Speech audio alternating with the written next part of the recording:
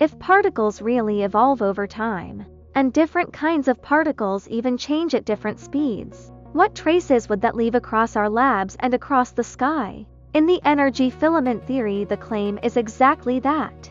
And if it is right, the deep rule in modern physics that particle properties never change and the constants of nature are fixed forever, as to be rewritten from the ground up. So this episode simply lines up 10 clues that seem to point in that direction. 5 from experiments near us and 5 from the distant universe.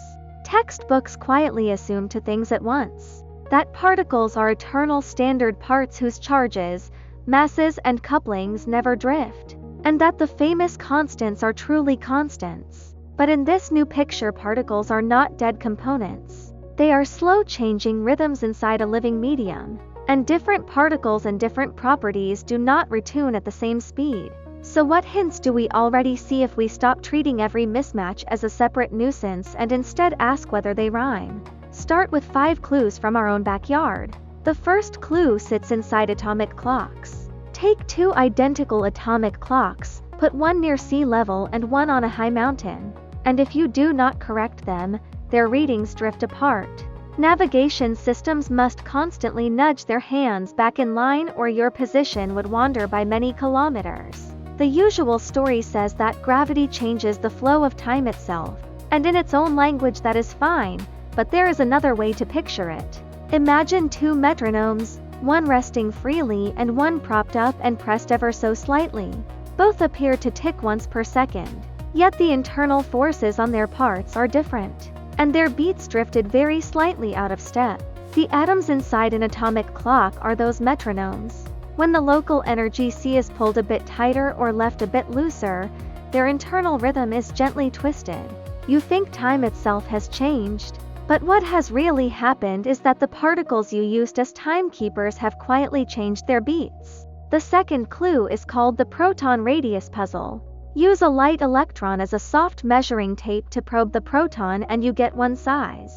Switch to a heavier cousin, the muon, as a stiffer measuring tape and the same proton suddenly comes out a few % smaller. In daily life that difference is tiny, but in particle physics it is huge. If the protons were a little rigid ball, its size would not care which probe you used. The way a steel marble does not care whether you measure it with a plastic ruler or a metal one. But reality behaves more like a soft object that adjusts depending on who is pressing on it and how tense the surroundings are. A proton that shows you a slightly looser structure when tickled by a light electron and a slightly tighter ones when hammered by a heavy muon. In other words, its internal pattern responds to its environment. The third clue is the neutron's lifetime. One community uses a bottle method, trapping neutrons and counting how fast they disappear. Another uses a beam method, watching a stream of flying neutrons decay. And for decades the two groups have obtained 2 answers that refuse to meet in the middle. Like 2 luxury mechanical watches that each keep very steady time yet are always a few seconds apart. If the neutron's internal beat can drift slightly with the environment and with the tension of the energy C, then the 2 methods are not asking the same question. They disturb the neutrons in different ways and naturally measure slightly different effective lifetimes. The fourth clue comes from a fragile couple called positronia, a short-lived bound state of an electron and a positron. Theory can predict its lifetime with extreme precision, yet experiments find that it consistently dies a bit sooner than the theory says. And the amount of too short depends on the environment. It is like cooking the same recipe in different kitchens. The written instructions are identical, but the pan material, the exact flame and the room air changed the taste by a small but systematic amount. This temporary composite object seems unusually sensitive to the local tension of the energy C. So if the bottom layer has been evolving, this kind of state is one of the first places you would expect to see it. The fifth clue is the electron's magnetism. The electron behaves like a tiny bar magnet, and theory adds correction after correction to compute its magnetic strength to absurd accuracy.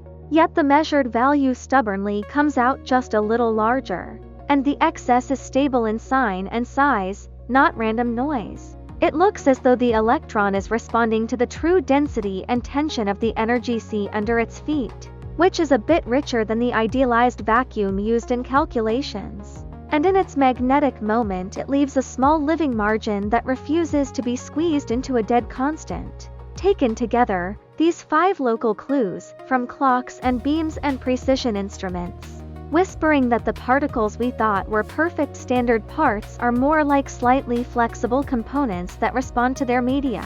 Now turn the telescope outward and look at 5 clues from the sky. The farther out you look, the further back in time you see, like watching an old recording of the universe. The 6th clue is the famous cosmological redshift, the overall slide of distant galaxy spectra towards the red. We all learned that the standard explanation is that the universe is expanding and stretching the wavelengths of light. And in its own framework that works. But in this new picture you add one more sentence. In those early eras the atoms and molecules doing the emitting were built from particles with inherently slower internal beats. Like an old tape recorder whose motor turns more slowly. So the songs it records are lower and slower to begin with. When you play that old tape today on modern hardware, the whole song sounds redder. Not only because of the path it traveled but because of who sang it. The 7th clue lives in the fine details of those spectra. Many galaxies do not just show a simple uniform redshift.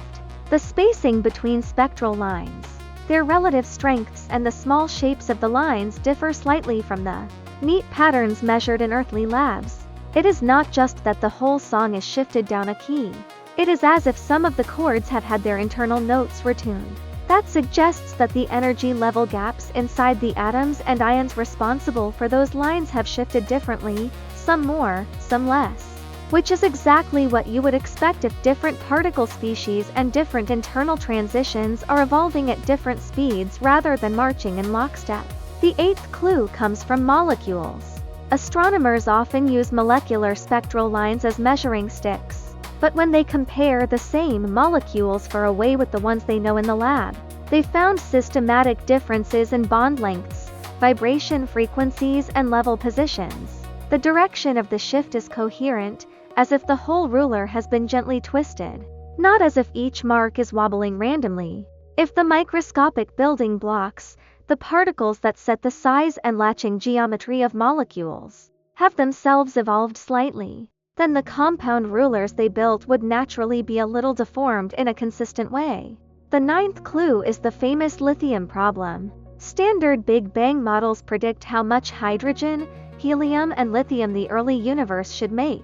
Observations show that hydrogen and helium line up reasonably well, but lithium is about 3 times scarcer than predicted, the one light element that seriously fails to appear. In the filament picture, hydrogen is the simplest single swirl pattern, helium a relatively forgiving symmetrical double swirl that can still form across a range of tensions, while lithium's nucleus has many more swirling latches that are extremely picky. They all clicked into place only inside a narrow tension window. Once the universe's overall tension slides out of that window, hydrogen and helium keep forming, but lithium becomes very hard to assemble, turning it into a litmus paper for the background tension of the energy sea. The 10th clue hides in small leftovers in frequency. Some astrophysical signals, even after you carefully subtract redshifts, media effects and motion, still ended up a little higher or a little lower in frequency than expected. The offsets are small but they are systematic, not random. In this language, that leftover can be read as a sign that the emitter and the receiver are not using exactly the same generation of particles. Their internal beats differ just enough that, like 2 audio players from different decades playing the same track, the melody matches but the fine frequency response is not identical. At this point, you do not have to shout new physics yet. You can simply ask whether one sentence can tie these 10 stories together. In this framework, that sentence is, the universe is a tense energy sea whose tightness has been changing slowly over billions of years, and particles are filament knots wound up by that tension. So their internal beat, size, lifetime and energy spacings adjust slightly as the sea evolves. And different particles and different attributes are not equally sensitive. Some react early, some later, some are extremely fussy. In everyday terms, the universe is a giant pot of soup simmering on low heat, and particles are the dumplings inside. As the heat and thickness of the soup slowly change, some dumplings soften first, some hold up longer, some crumble at a touch. The ladleful you scoop today is not made from exactly the same recipe as the ladleful from billions of years ago. Now look at how this connects to the mainstream picture. Effects like the gravitational shift in atomic clocks and the overall redshift of galaxies are described extremely well by general relativity. Mathematically, it works and predicts how clocks, rulers, and light paths relate. What that theory tells you is that spacetime bends and stretches, that rulers change lengths and clocks change rates as the geometry evolves. But it rarely asks a deeper physical question. What exactly is bending? What layer of reality is doing the stretching? What the grid itself is woven from? In that sense, general relativity is a powerful geometric language that rewrites the universe as a deformable coordinate mesh, while leaving the material of the mesh mysterious. The filament picture tries to fill in that blank spot underneath.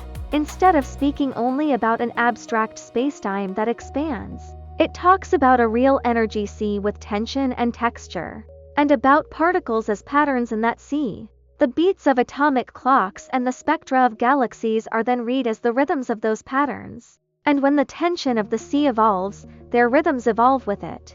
Atomic clock drifts and cosmological redshifts stop being just deformations of a coordinate grid and become visible evidence that particle rhythms are updating to match the changing tension. From this angle, general relativity tells you the overall geometric shape of the universe's story, while the filament picture tells you what kind of fabric that story is printed on. It is not simply a matter of one being right and the other wrong.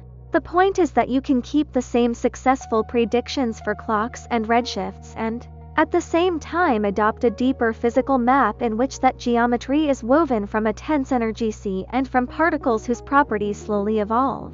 Tap follow, share it on New Physics, Clear Universe.